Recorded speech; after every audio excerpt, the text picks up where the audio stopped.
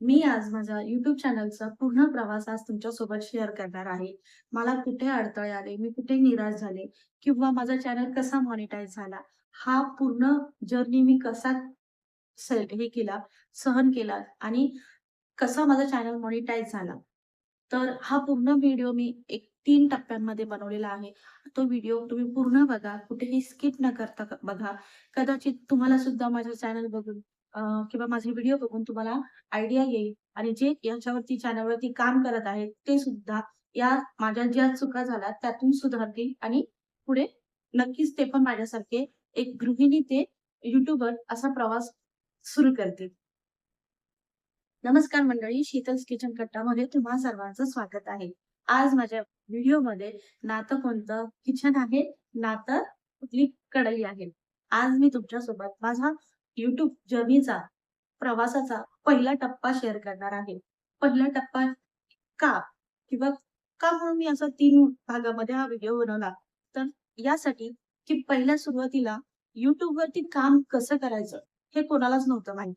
त्यासाठी सुरुवात कुठून झाली किंवा कशी मी केली ती आज मी तुमच्यासोबत शेअर करणार आहे. तर चला, भाग पहिला सुरुवात करूया आपण. तर एक गृहिणीसारखी तुमच्यासारखीच मी सुद्धा एक गृहिणी होती आणि मला सुद्धा खूप स्वयंपाकाची आवड होती. झालं असं, की मिस्टरांचं बदली झालं हैदराबादला. खरं तर मी मुंबईची. सगळ्यांना माहीत आहे, बऱ्याच जणांना माहीत आहे, की मी मुंबईची आहे म्हणून.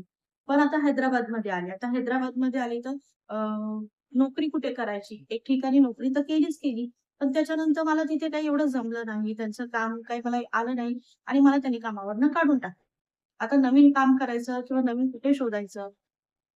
एक तर ह्या राज्यातली आपल्याला भाषा येत नाही. मग काय करायचं? मग घरी बसून-बसून विचार केला, की आपल्याला जेवण तर चांगलं येतं. मग आपण का नाही बाहेर आपण डबे चालू करू किंवा आपण काहीतरी जेवणाचा काहीतरी बाहेर हे करू, बिझनेस करू. पण मग म्हटलं, की नाही बाबा, इथले लोकं त्यांचंच फक्त फूड खातात. ते लोकं अदर साइड किंवा एक्स्ट्रा वेगळी टेस्ट ते लोकं टेस्टच करत नाहीत. मग म्हटलं, आता करावं तर काय करावं? जेवण तर येतं. मला जेवण बनवायची आवड सुद्धा आहे.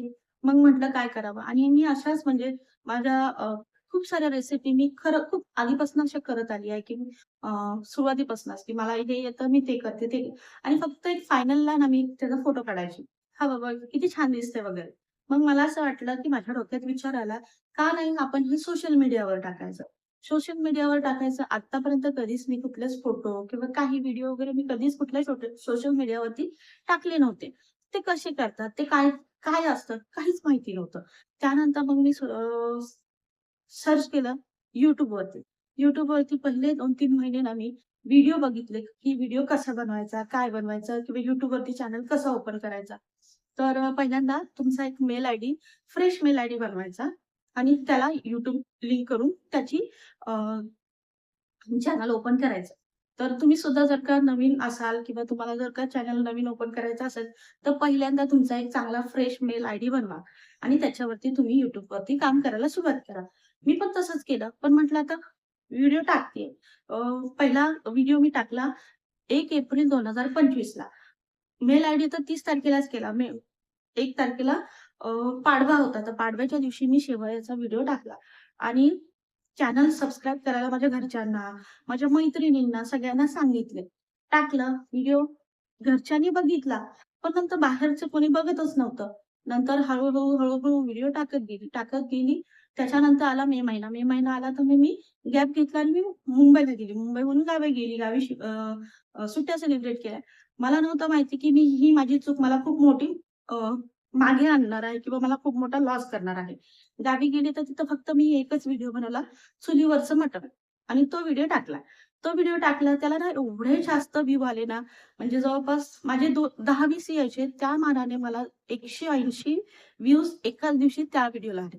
मग असं वाटायला लागलं आता कुठेतरी होप आले, की बाबा आपल्याला काहीतरी येतं आणि आपला व्हिडिओ कोणीतरी बघत आहे. मग परत हैदराबादला आली, परत चॅनलवरती काम केलं. काम केलं पण व्हिडिओला काहीच व्ह्यूज नाही. 10-20 तेच आणि ते सुद्धा घरचे. नंतर तर घरचे पण कंटाळले. माझ्या मैत्रिणी तर म्हणायला लागल्या, "हो, YouTubeवर काय सगळेच बनतात. सगळ्यांच्या हातात फोन असतो आणि व्हिडिओ टाकतात आणि बनतात YouTubeवर." पण हा प्रवास खरंच तुम्ही म्हणता इतकं खरंच सोपं नाही आहे. ज्यांनी मला म्हटलेले आहेत, माझ्या त्या मैत्रिणी, त्यांनी मला असं म्हणजे टोमणे मारलेले आहेत, की हां, YouTubeवर काय अ, ज्याच्या हातात मोबाईल आहे, त्याच्या हातात YouTubeवरचं चॅनल आहे. YouTubeवर बनतात ते.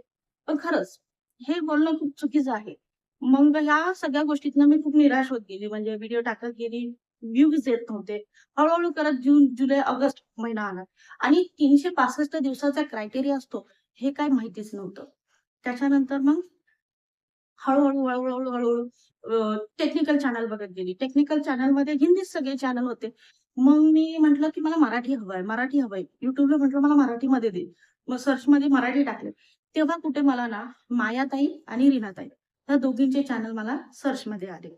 आज गुरुपौर्णिमेच्या दिवशी मी त्यांना कदाचित मी त्यांचं गुरु म्हणूनच मी त्यांना बघते आणि त्यांनी मला ना खूप टेक्निकली हेल्प केली, की "शीतलताई तुम्ही असे व्हिडिओ बनवा, असे व्हिडिओ करा. हे टाका, ते टाका." मग मी अ, सुरुवातीला तर मला काहीच येत नव्हतं, की टॅग काय असतं, डिस्क्रिप्शन काय असतं, थंबनेल काय असतं, कसे व्हिडिओ सर्चमध्ये येतात, काही माहिती नव्हतं, काही नाही माहिती.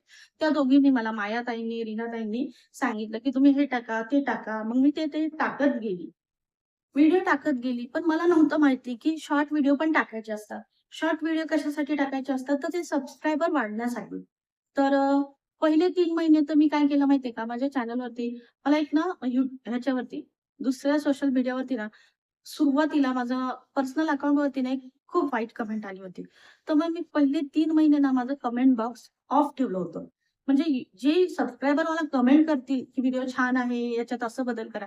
ते तिथपर्यंत मी पोहोचतच नव्हती आणि म्हणून माझे पहिले 3 महिने तर सबस्क्रायबर माझे फक्त 82-83च होते.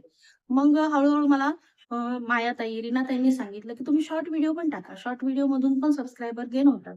मग आता शॉर्ट व्हिडिओ काय असतो? हे सुद्धा माहिती नव्हतं. बाबा काय शॉर्ट व्हिडिओमध्ये काय टाकायचं असतं? तर मग ठीक आहे मग म्हटलं शॉर्ट व्हिडिओसाठी एक वेगळी रेसिपी बनवत जाऊ. मग शॉर्ट व्हिडिओसाठी वेगळी रेसिपी, लाँग व्हिडिओसाठी वेगळी रेसिपी असं काम करत गेली. हे माहिती नव्हतं, की आपण वेड्यासारखं काम करत आहोत. त्या कामाला एक व्यवस्थित दिशा नव्हती, की काही नव्हतं. फक्त एक होतं, की मी माझ्या चॅनलचं नाव टाकलं होतं, कुकिंग चॅनल.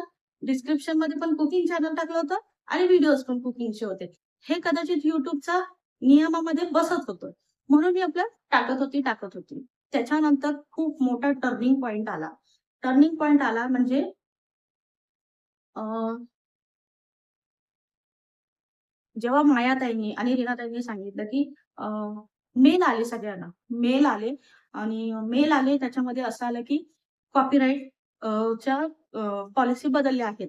खरं तर YouTube ना प्रत्येक 3 महिने किंवा 6 महिन्यानंतर ना त्यांच्या नियमामध्ये बदल करत असतो आणि हे माहीत नसतं. आता हे कॉपीराईट काय असतं, काय काहीच माहिती नव्हतं. पहिले 6 महिने माझे नुसते असेच निघून गेले. त्यानंतर मला मायाताईंनी, रीनाताईंनी सांगितलं, की तुम्ही वाय-टी स्टुडिओ ओपन करा.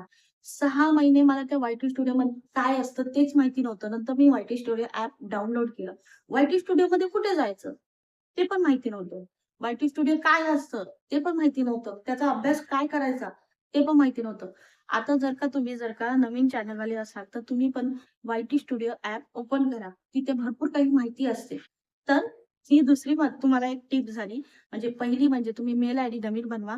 फ्रेश मेल आयडीवरती YouTube चॅनल ओपन करा आणि दुसरी म्हणजे की तुम्ही वाय-टी स्टुडिओचा ॲप डाउनलोड करा.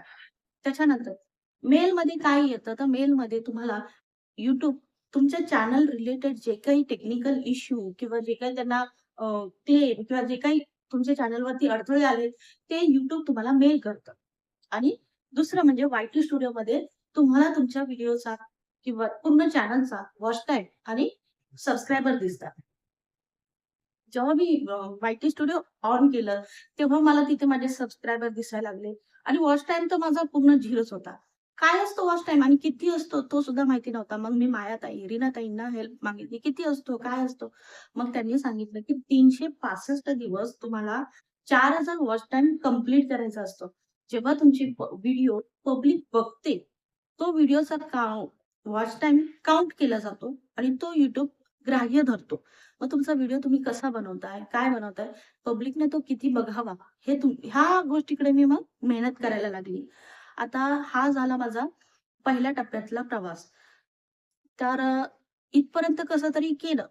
पण नंतर जी काही मेल आला, त्या मेलनं मला हादरवलं. काय? तर तो आपण पुढच्या भागात बघणार आहोत. तो मेल काय आला आणि त्या मेलने मी पुढे कशी काय हादरले आणि पुढे काम कसं केलं आणि माझा चॅनल मॉनिटाईज कसा झाला, हे आपण पुढच्या भागात बघणार आहोत. तर पुढचा व्हिडिओ सुद्धा कुठेही स्किप न करता नक्की बघा आणि या व्हिडिओसाठी मला नक्कीच सगळ्यांनी जी काही मला लागेल किंवा जी काही मला माझ्याच्याने होईल तेवढी मी तुम्हाला नक्कीच मदत करेन. तुम्ही मला या व्हिडिओच्या खाली कमेंटमध्ये प्रश्न तुमचे विचारू शकता. तर पुन्हा एकदा मी तुम्हाला नमस्कार करते आणि हा व्हिडिओ इथेच एंड करते.